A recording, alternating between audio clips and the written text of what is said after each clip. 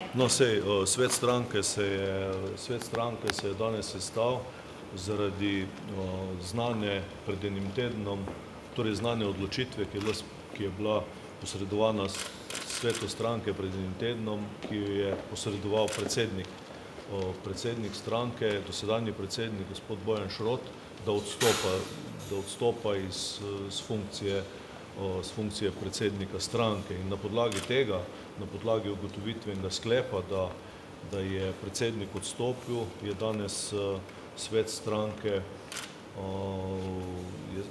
torej sklical predčasni izredni kongres, ki bo v Krškem 16. maja od 10. ure dalje, seveda letošnjega leta.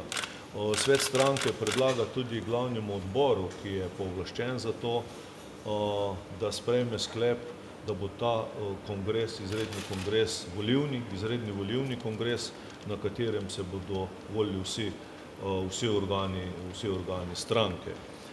Poleg tega je, torej to sta najpomembnejša sklepa, poleg tega je svet sprejel tudi ustrezni pravilnik o kandidiranju, o postopku kandidiranja za posamezne funkcije na kongresu in pa pravilnik za kandidiranje na evropskih volitvah.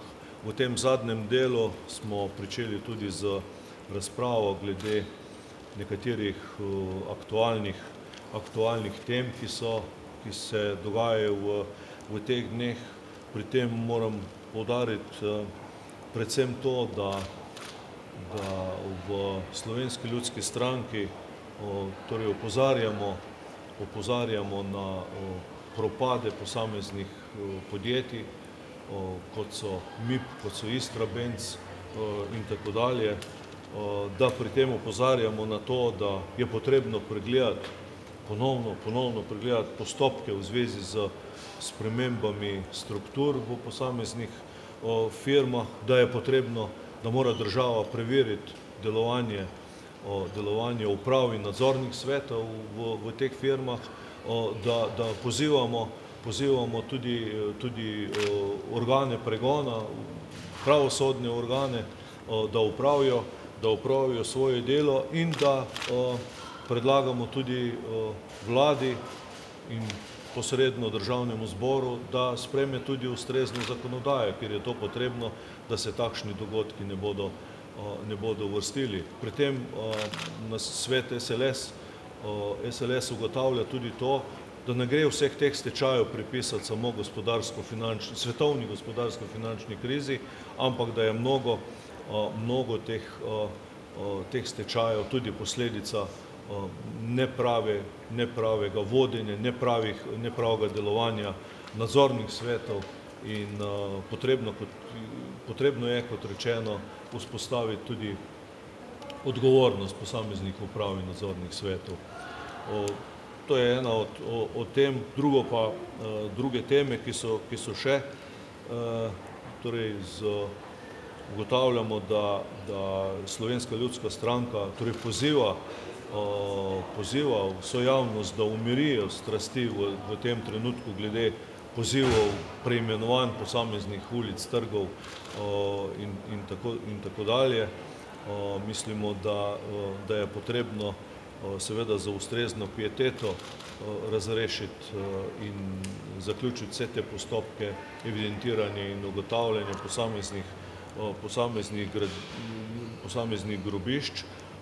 Ugotavljamo pa tudi, da je Slovenska ljudska stranka že v kongresnih dokumentih, kongresnih deklaracij leta 1994 sprejela ustrezni sklep, kjer smo obsodili tako fašizem, nacizem in komunizem in da ni mogoče obsojati ne partizanskega gibanja, ne sodelovanja z domobranskimi enotami kot tiste, ki so krivi za vse te dogodke med vojno in v povojnem času. Torej, to je nekaj drugo še, kar bi želel tu poudariti, je, da izražamo zadovoljstvo, ponovno izražamo zadovoljstvo, da smo pred časom sprejeli ustrezne sklepe v državnem zboru, ki so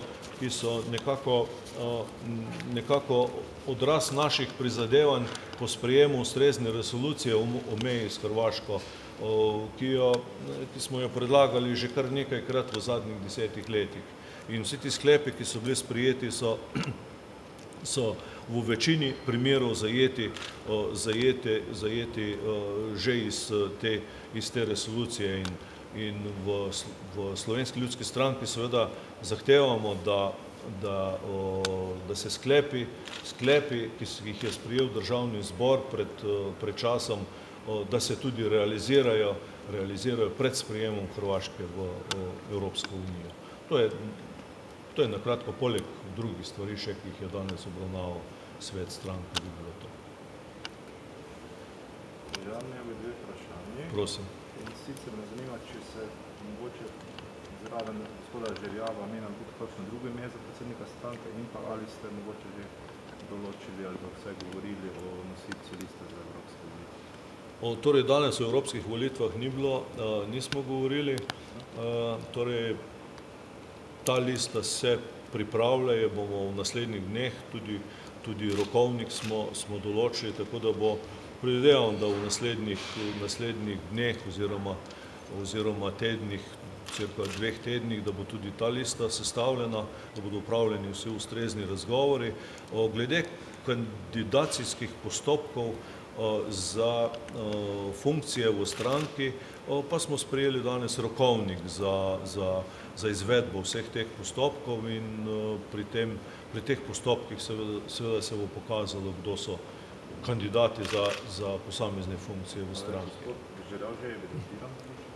Torej, za nobeno funkcijo še nobeden ni evidentiran, ker pač postopki so določeni po statutu, na kak način se evidentirajo. Tako da o tem se danes ni mogoče govoriti.